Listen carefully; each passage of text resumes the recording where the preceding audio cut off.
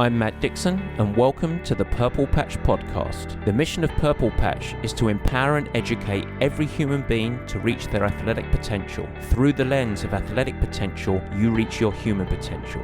The purpose of this podcast is to help time-starved people everywhere integrate sport into life. From the ground up, that's how we want to build your performance. And this is the time of the year that we set all of the strategies so that you can hone your best strategy to elicit personal performance, whether it's trying to finish an Ironman, qualify to the Boston Marathon, or simply get better at chasing the kids around the house.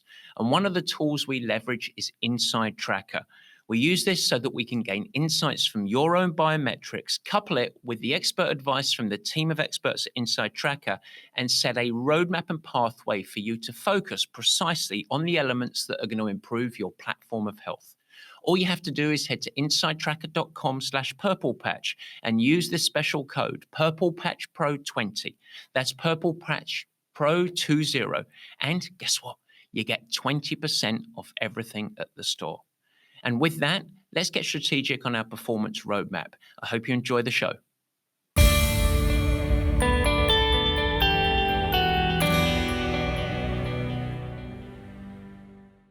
And welcome to the Purple Patch Podcast. As ever, your host, Matt Dixon. Let me tell you this, everything you know about off-season is dead. That's a bold statement, but I got your attention, didn't I? You see, today is an important one because by the end of this show, my mission is to evolve your whole approach on thinking and how to approach training over any given year. And if successful, I might just provide one of the biggest positive impacts that you can have in your health, work, and life performance readiness. Oh, and I'm also going to ensure that next season, you're going to have your best sporting year ever. Sounds a little bit like a gimmick, doesn't it? But it isn't. I believe that what action you take over the coming months ahead, as we launch into the winter months in the Northern Hemisphere, those actions are going to provide the strongest predictor for your success of year of performance ahead.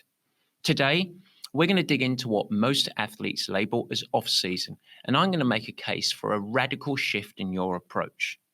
Can you really have the best of all worlds? By the end of today, I hope that you realize that you actually can. Over the course of today's show, we're going to define a broken system of approach to athletics, particularly for the time-starved athletes. And instead, we're going to paint a picture for a better way, one in which you can have your cake and eat it. You can rejuvenate, refresh, spend more time with your family and friends and on the projects that you have at work, but at the same time, set yourself up for longer-term success. So you can see this is a pretty important one. And it's also one that's close to my heart, because I think if we can be successful in helping you in this, it's going to make your life easier to have radically improved results next year. And so therefore, as a coach, I'm excited. But first, why don't we do something? I want to tell you a little story. Barry, take out the ukulele. It is time for Word of the Week. We like the way he thinks, serious with a wink. Let's open the book, it's time to take a peek. It's the Dictionary Word of the Week. Yes, folks, Word of the Week. And this week, well, it's a bit of a phrase, really. We're going to label it Recycled Chris. Poor Chris, I'm going to bully him. Yes, he's a good mate of mine, but I'm going to tell you a story about Chris.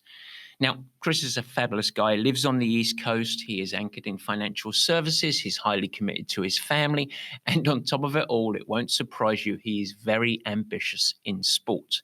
Now, for the first 5 years that I knew Chris, he approached his sport and his relationship to me, his coach, in the same way. He would arrive every year at a certain point in the year, all in. He's absolutely desperate to qualify for the Hawaii Ironman. And he would choose his race. Typically, it would be somewhere in the fall, Ironman Florida or Ironman Arizona. In about June, I would get the phone call. Matt, I'm ready.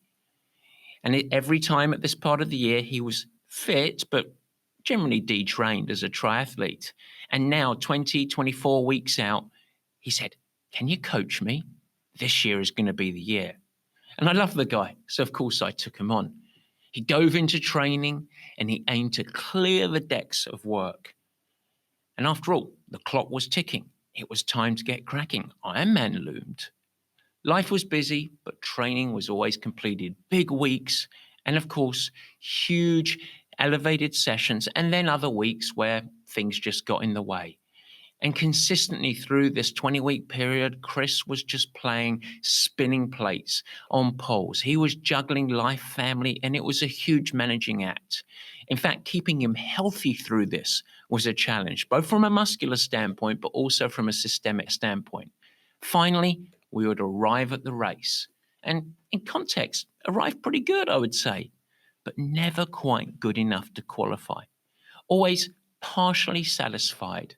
Chris would, despite me begging every single year, take a break. It was time to refocus on family, get back to work.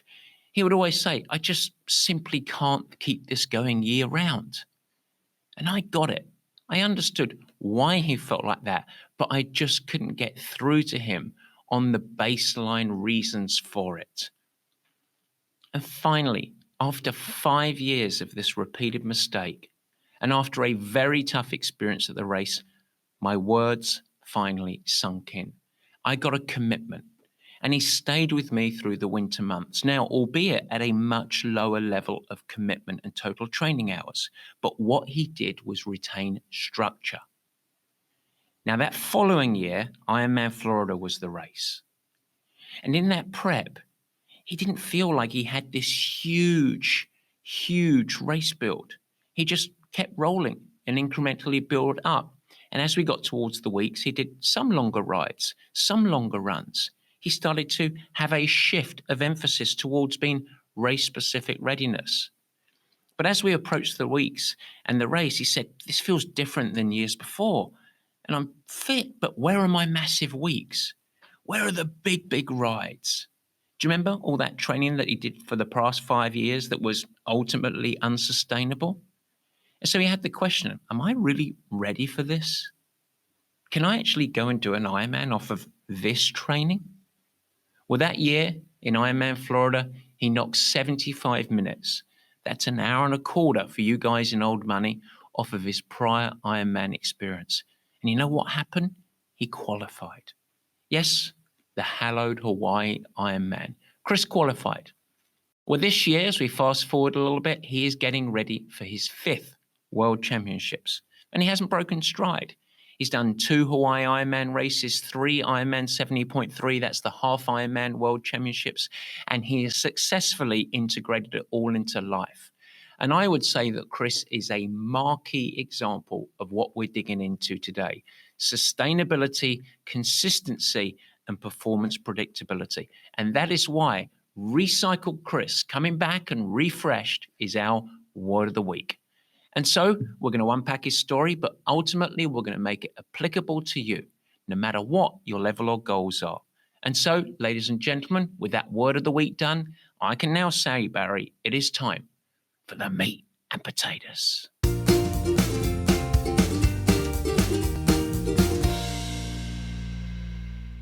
Yes, folks, it's the meat and potatoes. My mission today to flip many listeners, maybe your mindset around a typical approach to training. You're going to hear a lot today about integrated training, building consistency, creating sustainability.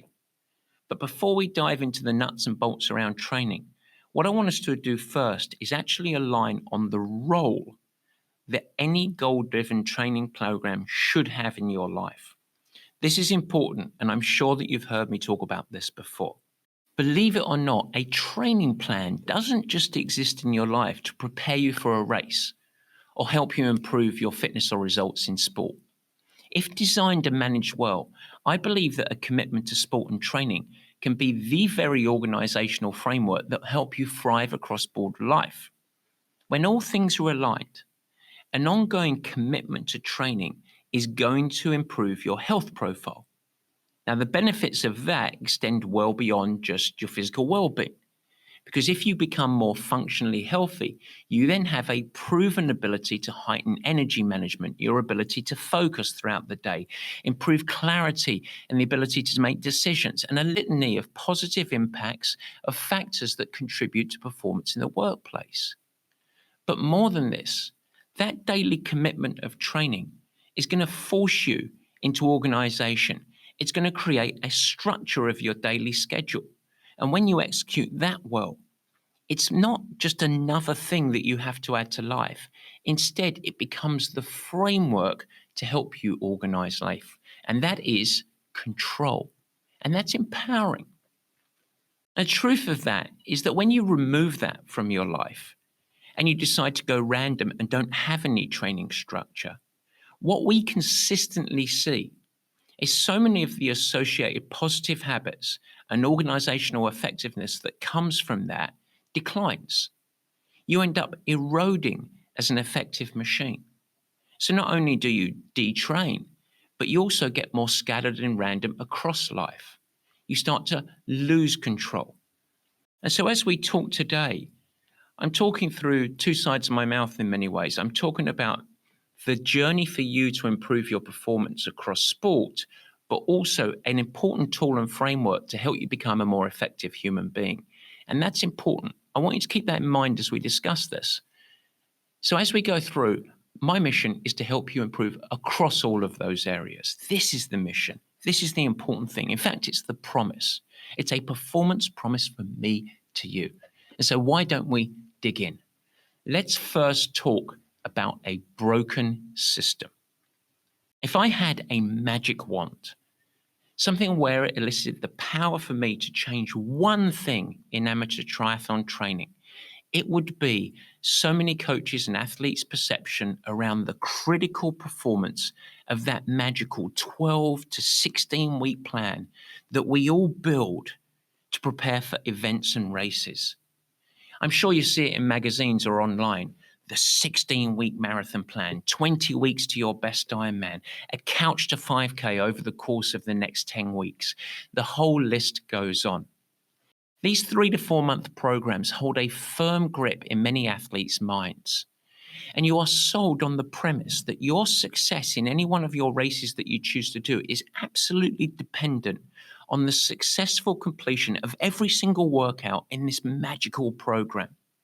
So therefore, athletes desperately try and ram that program into the chaos of life. No matter what your fluctuating schedules and life commitments are, this is the magic plan. And it forces you to adhere to a rigid structure of weeks and weeks and weeks of progressively harder training. Now, these race builds, as we like to call them, they're often wrapped up in sciencey sounding labels like it's periodization. This is structured and progressive training to deliver you to your goal. And they often seldom create any flex or consideration of the logistics and the stresses that you have and your factors from life and family and, of course, work. Now, they look great on paper, and they do offer you a blueprint to follow. I'm sure that you've opened up a magazine or looked online and seen the waving charts of this blueprint. Wow, it's impressive. Now I've got direction.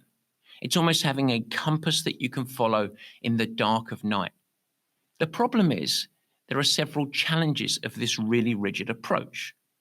The first is a dirty truth, but I'm here to tell you the truth. And that's that performance readiness takes more than 12, 14, 16, 20 weeks. You can get very, very fit in that time. It doesn't take many weeks to actually really improve your fitness profile. But true race performance readiness requires a longer duration. It really does. It takes a longer duration to truly get ready. Now, with that, you don't need to be year-round in your obsession. It doesn't need to feel like a monkey on the back, but you equally cannot expect greatness and ongoing personal development if you're only focused for a short period of time. What do they say? Every great overnight success is 10 years in the making. Well, there's some substance to that comment. And so the first key ingredient is you need to have a long-term lens if you are going to ultimately not just improve and be ready for a single event, but you are going to prevent performance plateaus, which is the frustration of so many athletes. A second big challenge of this approach is that actually by taking a more short-term, let's label it race build lens on components, it naturally creates almost a vice-like pressure on you, the athlete. In life, particularly in a time-starved life, you are always going to be in one of three main states as it relates to your physical training. The first is undertrained, or perhaps random training, we might label it. And of course, that's not effective. You can expect low progression, low results, and very few of the organizational benefits that I outlined before. So we don't like athletes to spend too long of a phase in a random or untrained state. On the flip side, you could fall into an overtrained state. Now, I don't mean that so far as overtraining syndrome, in which you might actually decline physically. But what I mean by that is trying to adhere to a training program that doesn't integrate into life. The competition between all of the non-negotiable commitments that you have in work and life, and when you're adding on training, creates an unsustainable environment. And these race build approaches, this vice-like focus that occurs over 12, 16, 18 weeks, it tends to lead athletes into this more unsustainable or overtraining type syndrome relative to the context of your life. In the middle is integration. And that's where you find a performance recipe where there is harmony, albeit hard work and integrated, but harmony between all of your life commitments and your training. And it is in that place that we find great performance. Now, a national race build is going to create really big blocks of the two states that we don't like athletes to be in: random unstructured training, where you can't create long-term progression and you're not eliciting enough training to actually develop actual adaptations and improvement, or of course, shorter bouts of 2, 3, 4 months of obsessive overtraining relative to the context of life. And so it's no wonder that when you commit to training for an event and you fall into that obsessive race build modality, it's going to ensure that the sport itself, the training, feels unsustainable. So when we think about success, we need to take that long-term lens because we know that performance progression takes a longer time. We also seek sustainability. We want to keep you on a year-round basis in a place of integration. And that's where real goodness starts to occur. A third challenge of this short-term approach is that race builds are actually great causes of a big accumulation of fatigue. When an athlete commences a race build, it actually creates an X in the calendar. It denotes that training has begun in earnest. And of course, the emotional response that you are going to have for that is great. Here it comes. My success now is going to be all about checking the box of every single session. After all, the plan's got to be important. I need to get ready for my race. And so as you go through, you are managing or aiming to adhere to a race build where every single session is critical. But the truth is, your non-negotiable life and work commitments don't suddenly dissolve. You still have to adhere to them. And so as you accumulate week after week after week of this grand program, the likelihood is that you are going to start to get improved fitness. But on top of that, the typical response is that program and the adherence to that program starts to create a physiological and emotional drag. You are getting systemically and mentally tired. And that's why we see so many athletes arrive to race day and feel like, goodness me, I'm really fit, but I'm also fatigued. When this is over, I just need to return to life. Now, so many athletes don't even realize this is occurring because it's an accumulative effect. And so when they end up having a poor race performance, the natural reaction is, next time I'm going to come back and I'm going to do it better. My poor run was down to a lack of fitness. I need to double down on this next time. They never realize that it's actually an accumulation of too much stress from trying to adhere from that short-term approach to racing. Now, the final component that we tend to see with this more short-term approach is anchored in confidence. Because once you start a program like this and that X in the calendar that we talked about, every single session carries weight. It is important. It is on your blueprint to get you ready. And when you put such elevated focus on priority on that magic program, that race build to deliver your race performance, every individual session becomes grossly ramped up in a pass-fail mentality.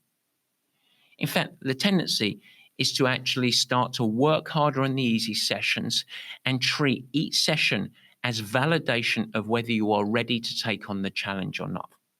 Any skip session due to poor night's sleep or a commitment with work or family ends up becoming an erosion of your confidence. I missed. And it's a building case against your readiness. And so many athletes end up looking at a program and their magic build over 16 weeks and thinks, crikey, I only hit 75% of this. Maybe I'm only 75% ready. There is a better way to get race ready. And so what we want to do today is explore.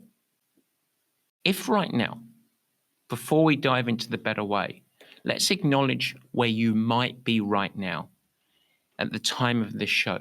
If you are near the end of your season, or maybe you've just finished your last event, I wouldn't be surprised if right now you're sitting there and thinking, this all sounds great. And you talk about sustainability and consistency, but I'm just ready for a break. We hear it all the time. Look, Matt, I'm happy, but I need a break. I need to take a step back. I need to focus on family. I need to get back to the workplace. I need to take a break from training. And listen, I get it. In many ways, you're right. It is important that we give ourselves freedom. It is critical that we step away from obsession in sport and we try and emphasize our focus onto our family, friends, doing other things in our life. And so we don't need to have this year-round obsession on heavy training load. But at the same time, there is seldom a time where a complete removal of structure is your best option. Because when you remove structure and focus, you lose all organizational framework, and you're also going to miss an opportunity of preparation. And that critical preparation is often the catalyst, the number one performance predictor for you having a wonderful season next year. And so how can you do two things? Give yourself space mentally and physically so that you can restore and place focus in the other parts of your life. At the same time, remain with the structure so that you can be an effective human being and set up a great season next year. That's what we need to do. And so if right now, as we talk about this, you are desperate for a mental break, it's more of a signal that we need to revisit how you evolve your global training program than it is a necessity for you to remove all structure. What that means is you're going to have to be brave and stick with me a little bit. These coming months are critical for us to get right.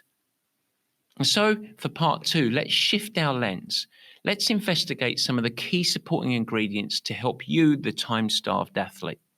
The most successful path for a time-starved athlete is to find a global recipe that integrates into the long term.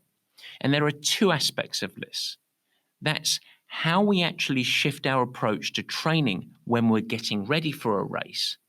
And then at the same time, our subject mostly of today is how to integrate a break and a space, both mentally and physically, to restore without losing track of that performance journey.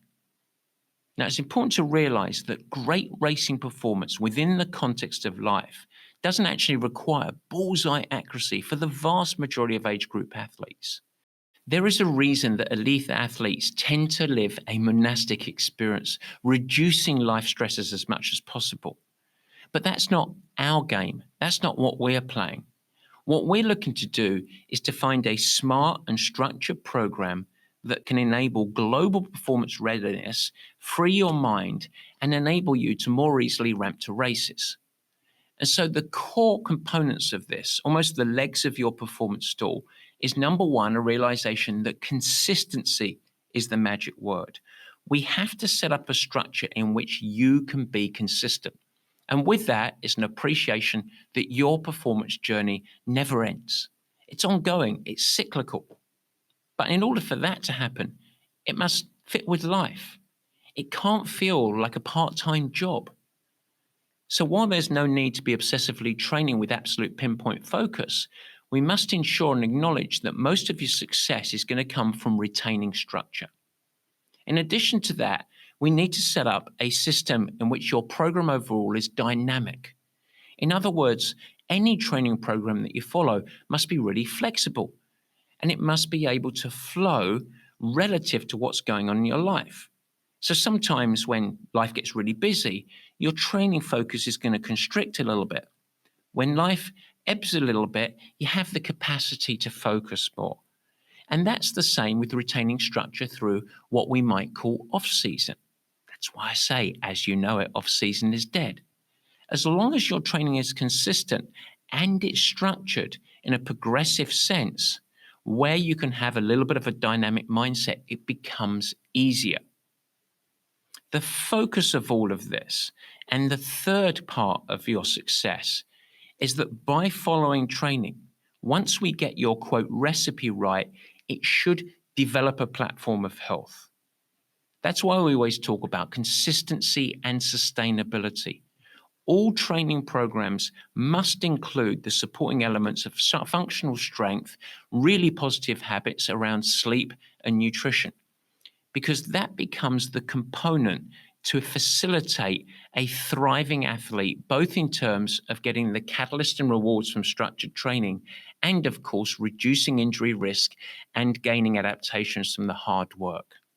And so as you build to that over the course of the long term, the ability or need for you to dial up training to ramp into a race is really simple and actually can be shorter. And it doesn't need to be as much of a seismic component to your training life, because you're sustainably holding in a pretty good race-ready level for vast longer periods of the whole year.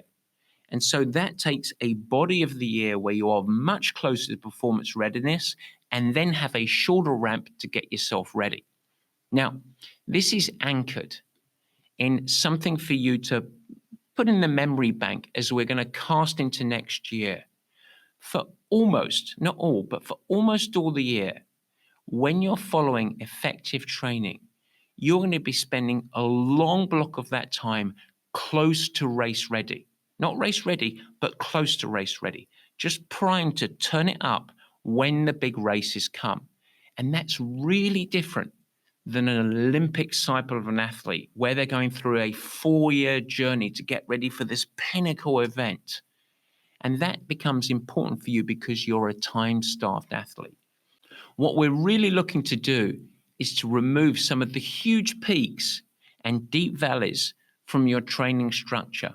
Instead, we're simply looking for sustainability. So what does that mean right now? As so many athletes start to edge towards or find themselves in what we would classically call off-season, where this is not the time to turn your back on the sport. This is not the opportunity to run to the hills and go random on me. Instead, this is the start. And that's the important thing. This is your X in the calendar. But that doesn't mean the sport needs to be a monk in your back. It starts right now with the focus on creating a long-term consistent plan that synchronizes with a healthy dose of pragmatism. Each phase of training that you're going to do starting now is going to build on top of each other. And it's all going to fit within the context of your life commitments. And we're going to gradually progress so that we can deliver race readiness at the time of the year when your key race is up. Now, you cannot yield an optimal return on effort if you decide to take a big, long gap of unstructured training.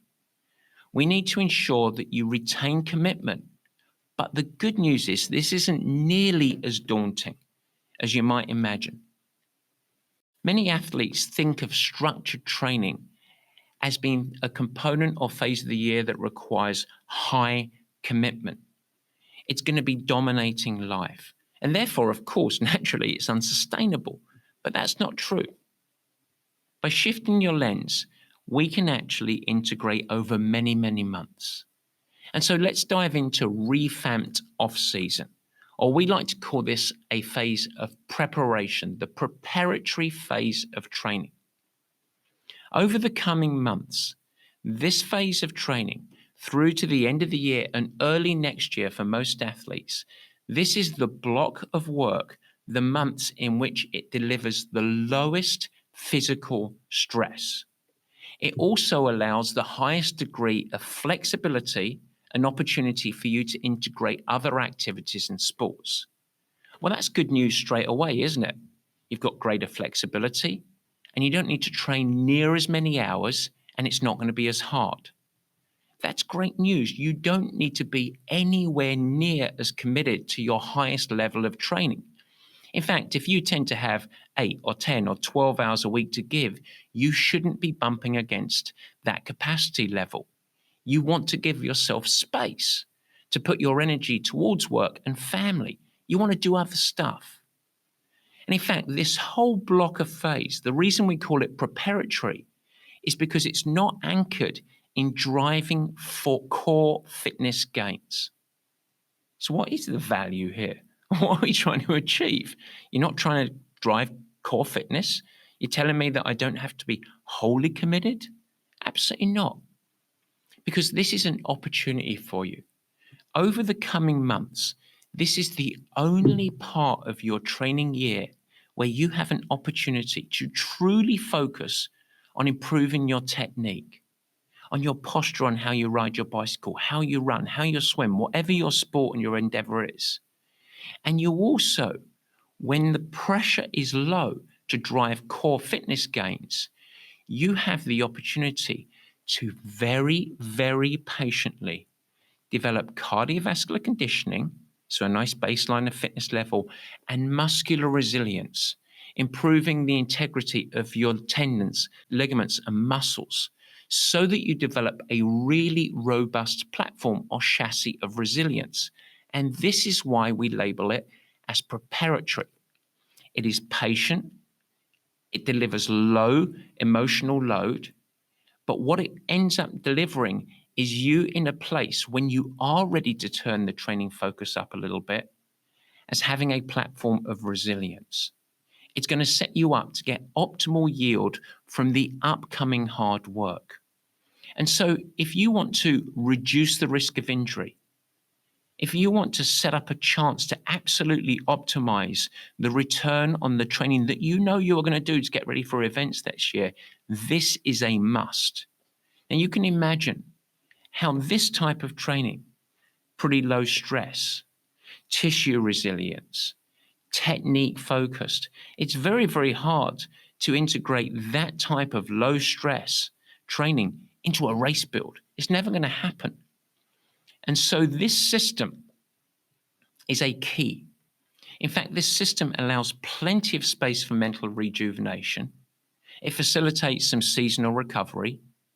It delivers a feeling for you that you get a break from the rigors of training, but with none of the regression or risk of going random and rogue. You're not going from a sabbatical on structure. You're still retaining specificity. It's just not very hard to do it. So there is a reason that our athletes, when they fall into this system, stay emotionally fresh throughout the year, have a much lower incidence of injury, and are also equipped to race really, really well for greater performance predictability, all within a time-starved life. So the truth is, if you want to excel without the feeling that your training is burdensome, a chore, a second job, then you must commit to year round. The key is to commit the right way. There is a better way, and it takes a little bit of bravery, a little bit of commitment, and you need to build in the absolute focus of right now as we hold hands, your number one predictor and I'm going to say this, your number one predictor of what your next year's season's race performance is going to be like begins right now. This is your opportunity to change.